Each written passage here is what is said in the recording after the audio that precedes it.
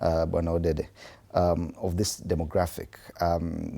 Probably there's a difference here and there with our laws, but this is an appeal that we go beyond the differences in probably legislation and do it collectively. Am I getting it wrong? No, you're not getting it wrong. I think President Suluhu is just a worried leader about probably the chaos that sometimes happens within the East Africa community.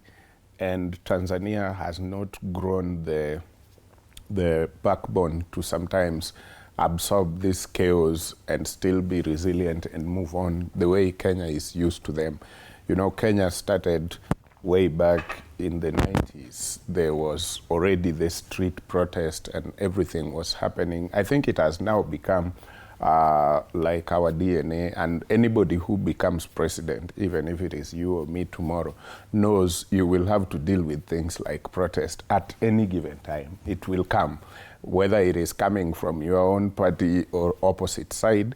And apparently it doesn't worry Kenyans, even Kenyan leaders, but it worries the leaders around the countries that borders Kenya. Even Museveni most of the time gets worried when Kenya is at that peak, and even other countries like Rwanda and the rest. So Suluhu is coming from that background where she believes that most of the human rights activists in Kenya goes beyond the boundaries of Kenya to try and make the same situation that happens in Kenya happen in those other countries. And I think that is where she's coming from. So basically she's trying to appeal to William that for me, when it is happening in your country, I would not be happy when your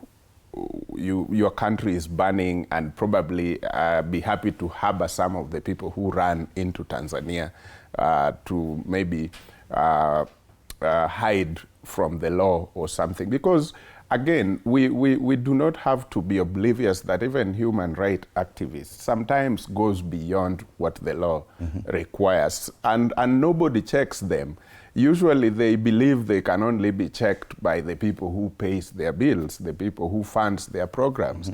And they do not believe, because tell me, when from the 80s until today, when a human rights activist or these groups called human rights defenders or defenders coalition, or when do they accept that here we went wrong and here we were right? Nowhere. So anytime they are wrong, they say they are being targeted because of what they are fighting for. And I think this is what Suluhu is trying to talk about. But the whole story, I have to get a context in each country, because the context of Tanzania will not work for the Kenyan context. But the obvious concern is the treatment or mistreatment of people across borders, like Kenyans traveling to Tanzania. For example, we saw a former Chief Justice traveling to Tanzania, and then they were not even allowed to go in. There's an obvious concern from the authorities in Tanzania that Kenyans are up to no good. And probably that's what President Suluhu Hassan is saying. Doesn't that even affect what we are pushing for in terms of a possible federation within the East African community? Fred, in governance, most of the time, at the caliber of a retired Chief Justice of Kenya, whom the region really respect, you would not want to go into another jurisdiction or another country in the name of we are human rights activists, we have just popped in, we want to do 1, 2, 3. It is expected that sometimes even the authorities in that country should know somebody is coming. Just like if you're a minister now, even when you take a leave, you are off duty, you cannot just fly out and the other country realizes that you are there and nobody knows. Because if anything happens to you, your government puts the other government to account for what happens to you. So I think those are some of the concerns here and there. But again, we Kenyans must know we are not the ones who are going to liberate the other countries around us. If the other countries want to liberate themselves, they will take it up. They can copy, they can learn from what we do within our countries, but we can't be the one going into Uganda to create street protest because it is our role to liberate Uganda.